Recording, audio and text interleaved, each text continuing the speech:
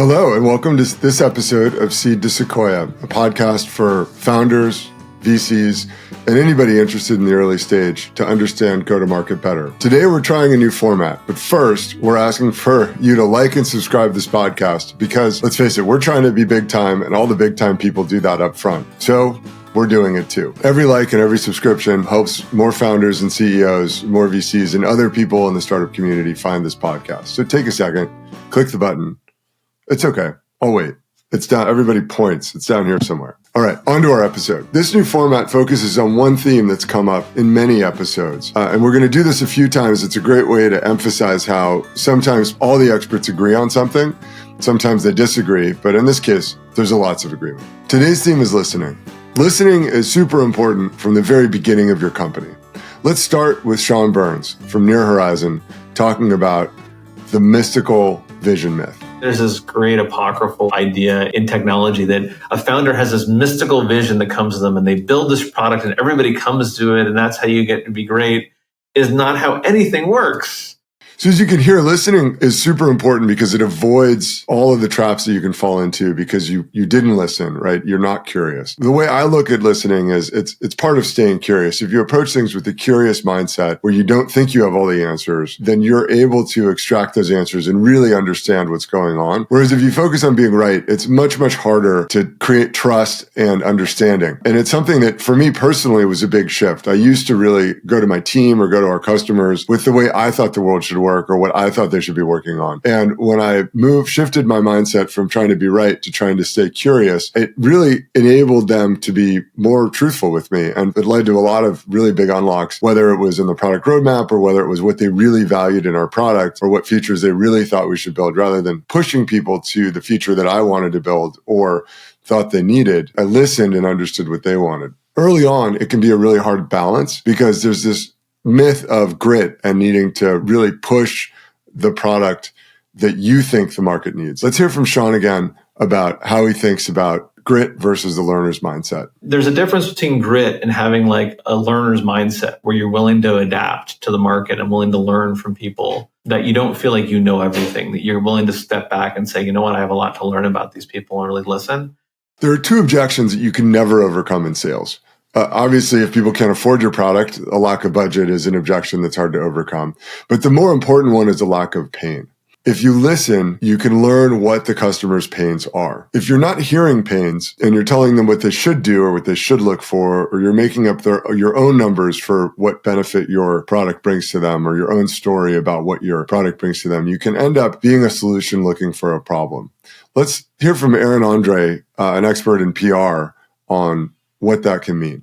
Listening to customers and understanding who they are is incredibly important. So it's kind of cliche to say that, right? Know your customers, we're customer centric, et cetera, et cetera, et cetera. But, oftentimes I see founders who develop a solution looking for a problem. And that's just really, really tough. It's a really tough place to be. So understand your market, understand what your customers' pains are, and be able to articulate those. So by understanding the customer, and by the customer, not just the company, but the individual, you can both avoid building something that nobody wants. And at the same time, you can figure out how to connect with those people. By hearing what words they use, what pains they have in their own language, you can then play that back both to them in the same meeting and to other customers. When you do that, you create a lot of credibility. Let's hear one crazy pain that one of Janel's clients talked about on that episode. I have a client that does influencer marketing tech, and this line really stuck out. We were talking to an ideal customer profile, and she was like, I never want to talk to another influencer again for my brand. I hate talking to influencers. I don't want to do this. That is what I get out of this. I never want to talk to one again. And so that can then become a thing. Never have to talk to an influencer again, right? And you're using that in your outreach, in your advertising, in your website. So that's just an example of how you can take those words and use them to then find more people and resonate with more people that have that problem. I mean, it's ridiculous, right? Who started a company just because, or bought a product just because you didn't want to talk to a certain kind of person? But it's clear that the marketers that Janel's client sells to just don't like influencers.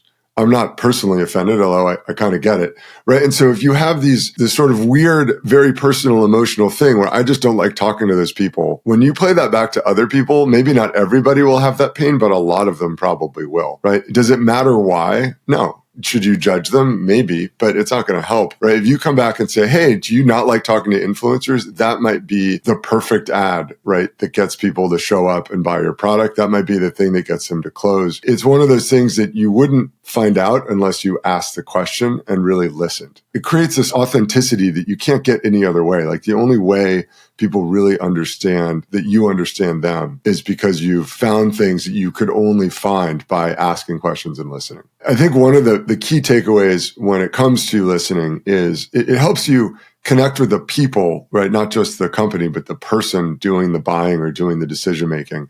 And as a happy accident, it also prevents you from being a solution looking for problems. And I think the people that listen are really able to avoid being arrogant or using the word should, right? You're not focused on, hey, you should use this product because, or you should do this thing in a certain way because, right? You're finding out what the customer thinks they should do or how the customer wants things to be. I think one of the biggest challenges is that especially at startups, you lose sight of the fact that there's a reason why things are the way they are. There's a reason why they use a janky CRM and not your CRM. There's a reason why they send emails manually and not using an AI tool. And so I think it's important to really listen to your customers to really understand what it is that's motivating them and how they see your product. And that will then help you play that back. I think this applies especially if you're the CEO. Let's hear from Matthew Leibowitz, a VC, on his perspective about listening. I think the CEO's number one job is to be listening to his or her customer. Your customer it begins and ends with your customer. Full stop. When you're early on and you're trying to find product market fit or go to market fit, talking to customers and listening is super important. Is there a point where you can stop? No. You've always got to listen to these people. I think spending time with customers and listening to them, whether you're the CEO or the salesperson having sold 50 deals, you still need to listen. You still need the empathy that comes from listening. And you still need to find out, is your product still fitting with the market? What are the aspects of the product that are resonating now that maybe did or didn't resonate a year ago, 2 years ago? Let's hear from Matthew again about how listening doesn't stop as a CEO. I love when my CEOs get on the road and go talk to their customers. This is still a people business, and having the right people and the right CEO that can empathize with their customers and understand their customers and listen to their customers and then merge that and contrast that with what's happening in their industry and build that product in advance of the customer actually needing that. That specific widget, I think, is really that magic secret sauce. Listening is super important when you're interviewing. So I think one of the biggest questions I have for people and what I look for in interviews is how much is that salesperson or go-to-market person talking and how much are they listening to me? I'm not the only one who looks for this stuff. Let's hear from Josh Passamentier about his perspective on listening. Listen to those customers. Do not lead them. You shouldn't be doing the talking. They should be doing the talking. It's more than just listening, though. You have to understand. This is important throughout your company. And even at the VC level. Let's hear Josh again about the importance of understanding. Understanding and really listening is the thing, I look for when I'm interviewing. I'm usually the last step in the interview process, but that's what I'm listening for, is people's ability to listen to customers and enunciate what the problems this product is going to solve for them is. It's great to tell people that listening is a great tactic and you should try, or you might want to consider trying listening. Great advice. But just like telling somebody who's playing baseball to get their hands up or to not swing at curveballs, or somebody who's playing golf to adjust their grip, it's one thing to tell you to do something. It's another one to give you a tactic and a way to do it more often. One of the things that I find to be the best tactic to encourage listening and shift the balance of who's doing the talking is to ask questions. By asking questions, you stay curious. You show that you're open to hearing what the customer, the prospect has to say. And then it puts you in a position where they're talking, right? You don't ask a question and keep talking. You ask a question and then stop talking and listen to the answer and really listen. I think that Janel's comments on listening are super relevant. Let's hear her.